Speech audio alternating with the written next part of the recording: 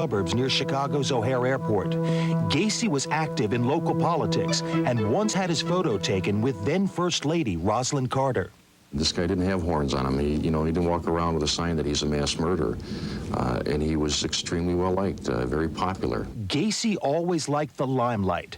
Dressed as Pogo the Clown, he liked to entertain children, and he loved to throw lavish parties.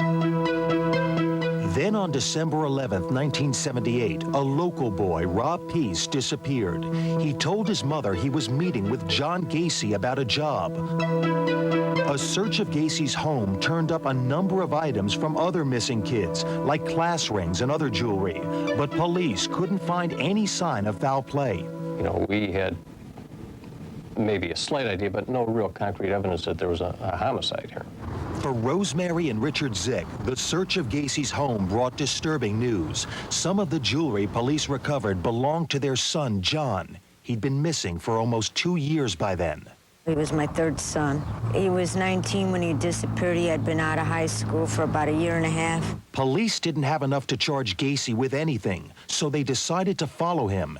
After 2 weeks of constant surveillance, Gacy cracked. With his lawyer present, Gacy told a room full of shocked policemen that he'd killed dozens of young men and buried most of them under his house. He drew a detailed map of his crawl space, showing where the bodies were so best as he could recall. Using the map that Gacy made, police began the brutal job of excavating the crawl space under Gacy's home. And one by one, the body bags made their morbid parade to the coroner's truck. This man, who we will identify only as Robert, was one of the lucky few who got away. Only months before Gacy's arrest, he ran into Gacy in a bar. Gacy brought him back to his house, where Gacy asked him to try a new drug. Gave me that, and I tried it, and well, it was chloroform, and it knocked me out. Then what happened? Well, I woke up in bed with him. For some reason, Gacy didn't kill Robert. He just let him go. But it wasn't until after Gacy's arrest for murder that Robert realized just how lucky he was. Now he's happy to see Gacy get his. At his trial, Gacy admitted to killing one young man in self-defense, but claimed someone else put the other bodies under his house. He was convicted of all 33 murders. Yesterday, he chose Inside Edition to make his final public comments. I spoke with him on the phone. Are you frightened right now? Time is growing very short. No, I'm in a good mood. Why? So you're not frightened of losing your life? Bill, do you think about death every day? No, I don't. But if my death were scheduled to be tomorrow, I might. Well, I'm not. So you're not frightened at all? You accept the things you cannot change. Do you feel any sense of remorse about anything that's happened here? Well, considering I've never had a fair trial, how am I supposed to feel? So you're telling me from the heart that you feel no remorse or guilt here at all? Well, if somebody would have taken the time to look at the facts, you'll find out that they're not what they were said to be.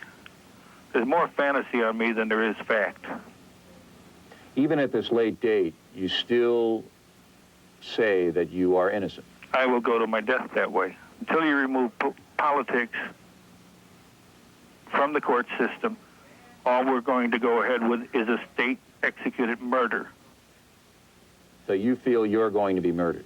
That's correct. Is there any possibility that you would change your mind before the execution and say, yeah, I really did something? Is there any possibility that that would happen? No, if you're looking for a Ted Bundy, go talk to Ted Bundy. They've asked me to give them a final statement, and I haven't issued one yet. All I've told the DOC is to arrange for 10 minutes, in which at time I will decide whether I'm going to talk or not. I strongly suspect you will have something to say. What could that be? I have no idea at this time. I haven't even thought about it. Do you think you'll be very emotional at that moment? In regards to what? I just feel that I feel sorry for the victims' families because they have not gotten justice in this case. I think they have a right to know. Some of them have got the remains of bodies that don't even belong to them. Is there any way you can explain at this late hour how 27 bodies were found underneath your house? I've already told you there's 12 keys to the house. We've linked 16 of the bodies to one individual. We've linked 14 more to another individual. All these people had keys to the house. If you did it and you do not repent, I'm sure the confessor will tell you, God have mercy on your soul. I am at peace with God. Once again, Gacy is set to receive a lethal injection at 1 minute after midnight. Still ahead today, our adventure reporter gets shot out of a cannon. And next, corruption on a beautiful